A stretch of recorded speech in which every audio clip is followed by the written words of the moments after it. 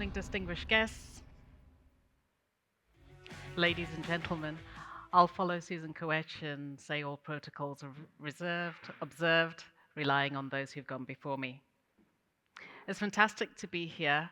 This truly is the perfect place to what may be an uncomfortable but very necessary conversation. My mission today is simple. It's not to moderate a polite chat, but to have an engaged and lively conversation with my colleagues on stage. Because it is, when we consider the gap between Africa's potential and the global capital flows, it's absolutely critical for us to turn the promise of the African continent into a bankable reality.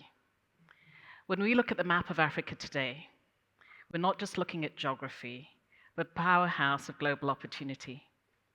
From East Africa's digital frontier to the massive industrial scale in Nigeria and Ghana, the continent is rewriting the rules of the market.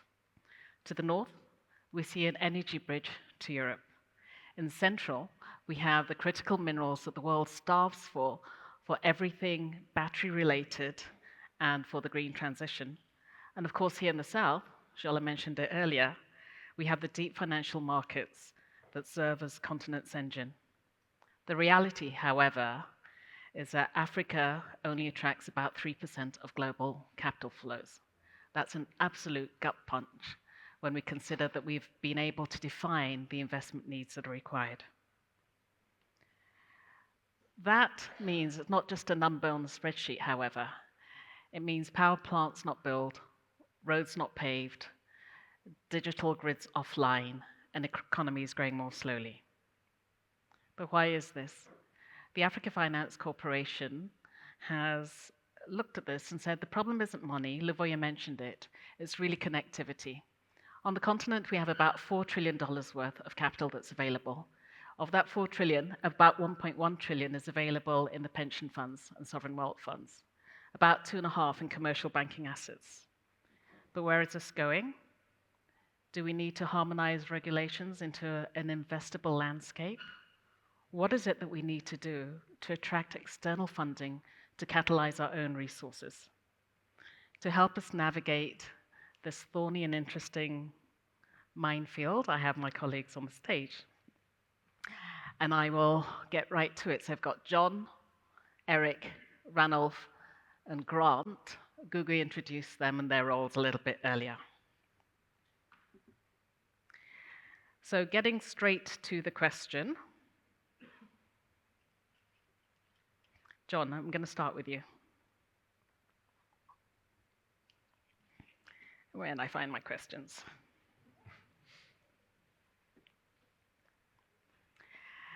Just getting straight to the crux of the matter. We know for the continent to truly modernize, the backbone sectors of energy, security, infrastructure ought to evolve from simply being essential to being bankable assets. John, looking at the mobilization of private capital to high impact sectors such as energy, infrastructure, and agriculture, we know that's in high focus for the IFC. Can you talk us through the initiatives underway, and are we starting to see a meaningful shift of capital flows? Thank you, Anne, and happy to be here today. Let me start by saying that mobilizing private capital is at its core a job strategy for IFC.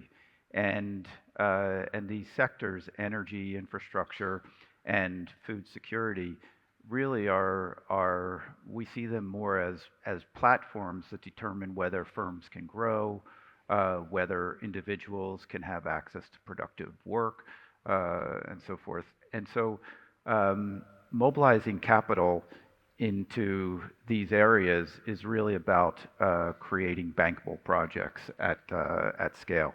And so the way we're looking at this at IFC now is that we're thinking about how to support the policy and regulatory reform and the business environment in countries. We heard it in previous panels about the importance of that. We're looking at infrastructure, both physical and human infrastructure, and we're looking at different ways of mobilizing capital and distributing it. And to a large extent, that also involves bringing in money that will de-risk projects. And let me just give you two quick examples. One is an initiative that we have called M300. And M300 is a partnership between IFC and World Bank Group and the African Development Bank to get 300 million people in Africa onto the electricity grid in the coming years. And this is a significant objective. And we are an example of a project that is aligned with Mission 300 is one that we call Zafiri, which is really an investment vehicle that's designed to raise money and channel equity into distributed renewable energy projects. And some of the, under this Zafiri project, IFC is also putting in junior equity that will help to de-risk the other investors in the capital stack. So that helps to encourage more capital to come to the continent. Another is something that we call AgriConnect, which is designed to bring connect finance with farmers and to enable them to finance their businesses and grow their businesses. And that's being done here on the continent as well. Thanks, John. You've actually said quite a lot there. Just bringing in a few of the others. You talked a little bit about effectively instrument evolution, whether it's the various projects or the de-risking mechanism. But Ranulph or Grant, as localized institutional leaders, what do you think is a sweet spot between collaboration with the DFIs that would support increased participation of private capital into these projects or sectors? I think the suite of credit enhancements that they already offer are probably are the sweet spot. I think in a lot of places you have the local liquidity, particularly on the credit side in the local bank market or the local institutional market. It's about designing the structures to enable them to participate. And are there specific project structures where you believe local capital should take the lead without external support? I think, so for example, we did a deal in Kenya recently where Standard Bank was the main lender. And I think it was interesting the degree to which the local banks were willing to stretch to participate. So they said 5 years is our sweet spot tenor. We said, could you do 8 years? They went back to their ICs to check. They said they need a parent guarantee. We said this is project finance. It's ring-fenced to the project level. They went back to their ICs again. I think the liquidity is there. The willingness to participate is there. There's just the opportunity set needs to be there. Yeah, and maybe to add to that, I think the DFIs, well, certainly in our world, being kind of a private equity manager, the DFIs on the continent today comprise anywhere between 80 and 85% of the capital provided to independent fund managers like ourselves. I think over the years, commercial capital has fallen out as a result of some of the returns being generated from private equity, and as a result, to a degree, has lost touch with the industry, the managers, what to expect from them, how to mandate them. So I think the DFIs have an incredibly important role to play in almost re-educating some of the industry. And I recall speaking on a panel to some East African institutions last year. And to pick up on some of the regulatory points, it's not a matter of having capital available to deploy, which is a consistent theme. They deploy less than 1% of their total assets under management into private equity fund managers. They just don't know where to start. And they've had their fingers burnt in a handful of situations, and I think have backed off. And I think the likes of the IFC, the likes of BRI, an interesting partnership they've announced with the PRC in South Africa, to adopt a more consistent approach to educating the market, I think can do a lot in starting to unlock some of the local capital beyond some of the structures touched on, like Zafiri, which is very interesting, and I think quite groundbreaking in the way the IFC's approaching that. It's interesting. So, in effect, in what ways do you think, and Eric, I'll ask you, the DFIs could evolve their instruments, formative ways to evolve their instruments and risk-sharing frameworks. Ronald spoke about risk-sharing frameworks to not only reassure global institutional investors, but catalyze domestic and cross-border.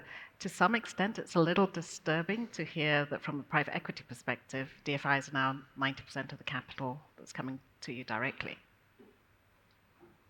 Okay, I'll be careful what I say next to John, because I don't want him to smack me. But I used to be able to remember these numbers, but now I'm going to have to read it off my phone. So I just want to give a very quick bit of context, and I know we press for time. So we always talk about this funding gap. So let's quickly put it into numbers and just break it down, and then go to sources and uses. You can see I come from a funds background. So SDG funding gap, depending on who you listen to, $1.3 to $2.1 trillion per year, Africa. Okay. Then infra, 180 to 220 over that, so they were split out. But then if you go into things like structural transformation, which includes transport, so I was very interested to hear the comment about ports this morning. Education, energy, technology, innovation, that's 400 billion per year. Okay. SMEs, 331 billion per year. And SMEs, they're quite important because they employ 80% of people and contribute 50% to GDP. So I think we've got to start including those in these calcs. So anyway, fast forward quickly. Those are uses. Sources, 2025, total ODA, total, including multilateral, bilateral, for Africa, 36 billion thereabouts, down about 16% from 2024 for obvious reasons. Then globally it went down about 10%, so disproportionately down in Africa. Then we're going to climate finance goals. 40 billion has been provided for globally by developing nations for climate, globally, 40. Then we've got NDBs, which provided between 40 to 50 billion in funding total across Africa in 2025, 11 of which came from Africa Development Bank. Foreign direct investment, 59 billion, also down year on year, but that was because of some of the big projects in Egypt, so we saw a slight skewing in the market. China provided 61 billion. We heard from Gulam earlier this morning, UAE, 110, but over the last 4 to 5 years, so also emerging as a big player. And then SA banks, and I'm not being paid by our hosts, so take it from where it comes. SA banks, 310 billion across the continent. So, long way around of going, if we're going to look at DFIs, MDBs, and everybody else, and where they can best use it, is exactly in these type of instruments. It shouldn't necessarily be in the form of cash. I think if you look at enhancements, it's not necessarily as credit enhancements, it's also often just typical enhancements that you would see in any case. Things like insurances, guarantees, some subordinated debt, some subordinated type of equity structure sitting in there, somebody who's willing to take a view on an asset-backed finance structure in there, and then that 40 to 50 billion that were provided by DFIs can be geared up easily 10 to 12 times and make that a lot closer to the $1 trillion gap that we still have. But I think that's probably the best use is those type of instruments. And I'll briefly add one thing, and we see that happening. For the DFIs, it's actually a really nice instrument to use insurances and guarantees because it's a balance sheet issue and not cash out the door. So from a capital preservation perspective for DFIs, brilliant use of funds. And what you will even then have is you will have the instos. Everybody talks about the funding from instos, but you also have insurance products. If you can have insurance and guarantees from the DFIs, you can easily reinsure behind any of the large instos that sit out there, and then even scale up the private funding even more. I'll stop because I'll talk for days. That's probably why Eric's on the panel. Eric, as I listen to you speak, in essence, you're talking about collaboration. So whilst it's key, it remains limited if capital continues to be locked into government bonds and bonds. When we do look at the African continent, all this cash that's available, there's significant allocations to government securities by institutional investors. How could we develop better market depth through other asset classes, including equity and the private markets? Okay. Regulatory shifts required? I'll start with you, then Grant, perhaps John. All right. So If I had the answer, we wouldn't be sitting here today. But I've got a fair few ideas that we can maybe take a look at. Think about, just very briefly, what do instos need to do? So everybody says, you're right, there's this massive amount of cash in there, $1.5 to $4 trillion, Africa-based instos, but they are managing your pension money and your parents' pension money. And when you retire, and when your parents retire, you don't go to those instos and say, how many kilometers of road did you build for me? I'm now retiring. You go to them and say, please may I have my money so that I can now buy food and pay for my grandkids' education. So if you, long way around, I'll keep it short again. If you go to those instos, I think the way to do it is you've got to realize what they need to apply their source of capital to. They're sitting with regulatory capital, which is the bulk of a lot of their funding, that keeps their credit ratings whole. So they can't use those for slightly more risky type of investments. Then they're sitting with balance sheet funding, shareholder funds, third-party managed capital. They'll have deposit holders or policy holders, and all of those have got a different risk appetite and a different type of thing that they need to invest in. So I think when we start talking to the instos, that's what we've got to go and talk to them about and say to them, what do you need to use your different sources of capital for? Because then we could go to John and his team at IFC and say, create a product in conjunction with us that will allow us to access the treasury funding from the instos, as opposed to the smaller allocation that they might have for private equity, for instance. And then for the slightly more riskier ones, there is appetite, but it's a lot smaller check. I can discuss this over some wine at this fine establishment later, if you guys want to as well. But and maybe picking up from where Eric, I think it's useful to look at it and use specific examples of different sectors. Yeah. I think it's quite well publicized and known that digital infrastructure is the one infrastructure sector across the continent that's largely been funded by private capital. I mean, you can debate why, but I think it's because the sector's relatively new. You didn't have the state-owned enterprises controlling that sector, and private capital has led the charge. I mean, we've been invested in various assets across the sector for the last 15, 20 years, started with the support of some of the DFIs, IFC included, both on the equity and debt side, but the industry's matured to the point where the DFIs actually can't compete anymore with the local funders, Standard Bank included, and that industry is now evolving into securitizing individual asset bases, unlocking additional capital, and getting into the institutions in an easy to understand, simple, formulaic way. With the balance of sectors, it's interesting picking up on some of the points Dr. Kennedy mentioned earlier around kind of regulatory structures to increase transparency, consistency, offtake, the guarantees, etc. Where, I mean, South Africa's got one of the best examples on the continent of a success there with the REAP program going back to 2009, 10, 11. And it sounds like the AFDB and others are starting to think about how to roll that out into additional sectors, where I think access is the greater problem rather than capital. How do you access those sectors? How do you access water? How do you access roads at scale? A project-by-project case just doesn't work. So less a regulatory shift, but more governance, transparency, and consistency. Okay, it's interesting. You've spoken a little bit about the individual's access to the specific projects and products, which takes us quite neatly to talk a little bit about market depth and individuals. When we look at other markets, retail investors are increasingly regarded as key providers of aftermarket equity trading liquidity. And I'm saying this in the context of any private sector investor going into a particular project, into a particular asset, derives comfort from visibility on the exit.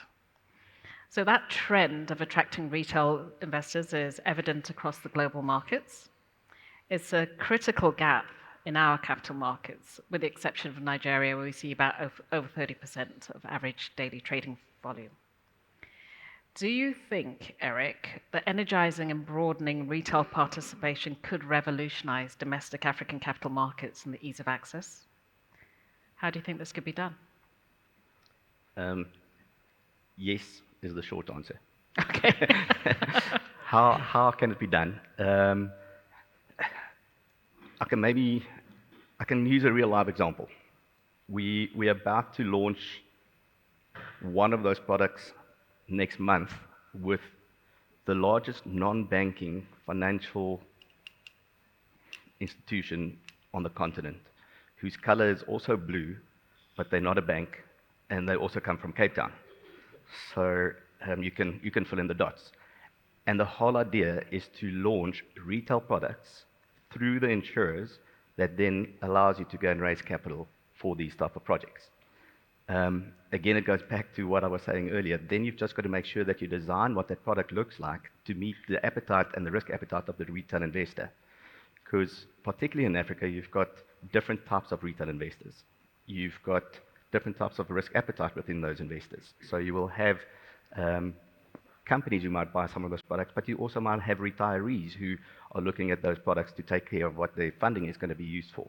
So I do see a lot of opportunity for it. I think within the banking space, things like ETFs and the like already create that type of opportunity, but I think we can start expanding it even more. And if you start bringing in some of the nice, innovative structures that John or Jonathan or some of the other nice guys in the room can bring, it can become very exciting. John, Eric's sort of brought you into the equity discussion. Where is IFC on its aspiration to increase participation in African equity?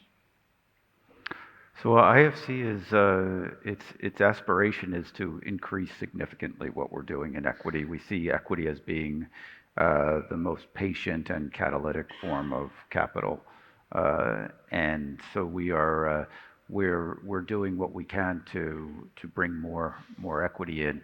That said, I think that we want to bring our own equity in ways that will de-risk others. And we're very much for those of you who know the Global Emerging Markets database that IFC and others have put out into the market and is available through Bloomberg now. On the lending side, our MDB originated assets have lower default rates and higher recoveries than what you would typically see in the market, and that helps to perhaps close some of the perception gap of risk. We would like to do the same thing on the equity side, and so we want to bring equity into more junior positions that will enable others to come in. And maybe just a quick example. We issued a CLO, an emerging market CLO last fall, our inaugural transaction, and we came in the junior equity tranche, and that enabled other investors to come into the mezzanine and senior tranches, and it crowded in quite a few other investors with a very high mobilization ratio. And I think that's kind of the leverage that we're looking for when we bring in our equity. Fantastic. Ranulf, on this stage here, effectively you represent global private capital. And one of the earlier panels alluded to this. Even with diversification, the stark reality, a few select countries really attract the lion's share of funding. Why is capital disproportionately directed towards a handful of African markets while bypassing others? Earlier on, there was a lot of discussion around the reality that the risk profile on the continent in actual terms is far lower than the perception. But what do you think we need to do to correct this? I think some markets are obviously going to be more risky than others to an extent. I don't think that the asymmetry of deployment or the asymmetry of interest is actually is as much of an issue.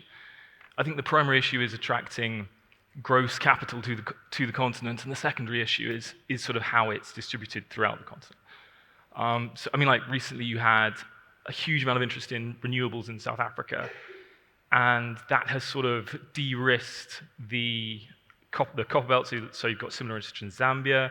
Likewise, countries with interconnection to the copper belt, like Angola, even the DRC.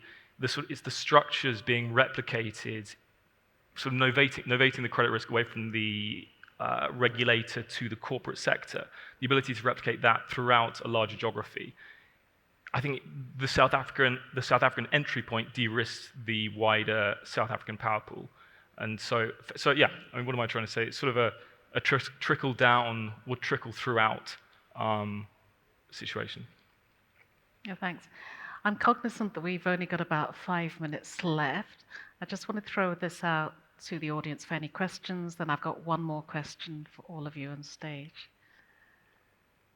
If there are any. No? Okay, Liz. Hi, it's a curiosity point. So the IFC had its first, I think, securitization of about $510 million last year of EM loans, I think, which we then repacked into bonds. Is this something that we could do for Africa, or what challenges do you see, or is this in the plans in terms of this mobilizing of the private capital? Thanks. I think that securitization is certainly something that could be done in Africa. I would say that actually upwards of a third of what we included in that transaction were loans that IFC had originated in Africa, and so that's why I think that it's a securitization is actually quite an efficient structure.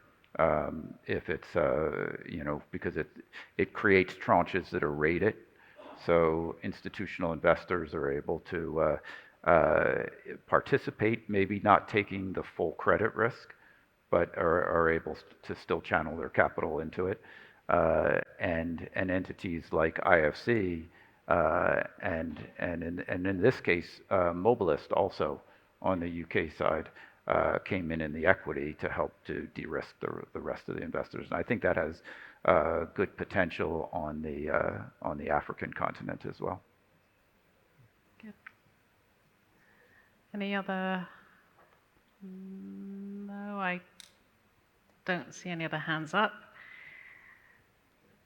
I have one question before I get to the last one. We talked about 1.1 trillion in domestic liquidity. The bulk of it is in South Africa, but we still have a lot of domestic liquidity in places such as Nigeria, Tanzania, Uganda, Angola. Do you see that domestic liquidity in any of your cross-border transactions, or do you typically find it trapped in one single geography? Any of you? Go ahead. Funny that. I think you are starting to see it going abroad a little bit more, and abroad meaning regionally. When you look at somebody like IFC, for instance, in Nigeria, bulk of the investments are actually not in Nigeria; it's in the region. Going back to the SA-based institutional investors, we're seeing them across the continent as well. But I think maybe the reason why we don't necessarily see it is because of this currency mismatch. So there are very few of the larger instos that sit outside those two regions that have got sufficient liquidity in foreign currency to go and invest in other countries as well. So I think we'll see it at some point, but I think most of them will be very domestically focused. And a lot of them are also tied to the credit rating of the country. So they're very comfortable with that credit rating. So they're very comfortable with the default risks and everything else. And in fact, their credit rating is the same as the government's. So effectively, they can take that type of risk. Very hard to do that outside the country for some instos on the continent. I think you could just, sorry to interrupt. I think it is increasing. Like, so for example, Amson's out of Tanzania recently has done a bunch of acquisitions in Kenya. We did a sell side in Kenya, and we had a lot of West African interest as well. I think people are becoming more and more cross-border in their outlook. John? So just to pick up on the currency risk point and to say that actually we feel that the longer term solution and hopefully the medium term solution rather than longer term is the development of local capital markets. And the development of local capital markets requires significant policy and regulatory reform. It's financial architecture. It's everything that goes into the financial ecosystem. And when that develops, the ability to hedge at a cost-effective way, currency risks becomes something that facilitates cross-border investments, and it's something that we're focusing on. In fact, we have a huge local currency business. The team has made local currency available in almost 80 different currencies over the last decade, and we think that is both hedging others that want to come into certain markets, but also just helping to develop the local markets is key to that. It's a shame we've run out of time, because that would have been a great segue into reforms around the development of local capital markets and whether or not unified markets, fewer markets, would actually encourage this. But because we have run out of time, I'll just ask you all one last question. If you could change one policy lever to move the needle, what would it be? And I'll start with Grant. Good question. Just one. I need to think about that a little bit. Come back I'll to circle back around to me, yeah. Yeah. Deregulation of infrastructure monopolies to allow private sector participation. Deregulation of? Infrastructure monopolies to allow private sector participation. So like ESCOM Yeah. deregulated in South Africa, et cetera, et cetera. Okay. I'm also going to go for regulation, but I'm Yeah. going to go on the regulations for pension funds and the increasing the cap for those pension funds to invest outside their countries. I think that can make a big change on the continent. John. I was going to say the exact same thing. Pension and insurance regulation. But I also think that putting in place very strong macro-prudential policies that create economic stability is a huge part of attracting capital. Yeah. Great. Thank you very much. I wish we had had more time. There is actually a question from the audience. One last one. Hello, thank you. First, I would like to apologize for not asking before. I'm from the media and I come from Angola. My name is Elder Jeremias. I would like to, any of the panelists to answer me one question relating to the implementation of Lobito Corridor project. I know Africa needs a lot of investment in infrastructure. And as we know, Lobito Corridor will play an important role in connecting the Atlantic Ocean to the African countries. Which are the possibilities for investing in this project? Which are the possibilities? Which are the? Have you got some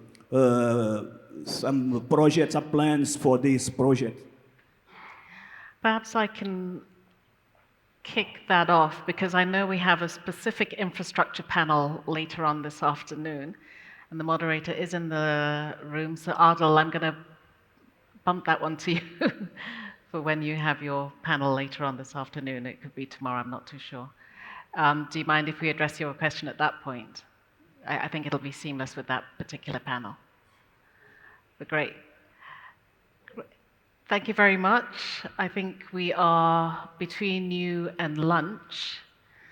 And so appreciate all your time. Panel, thank you very much for your time. We've kept to pretty good time this morning.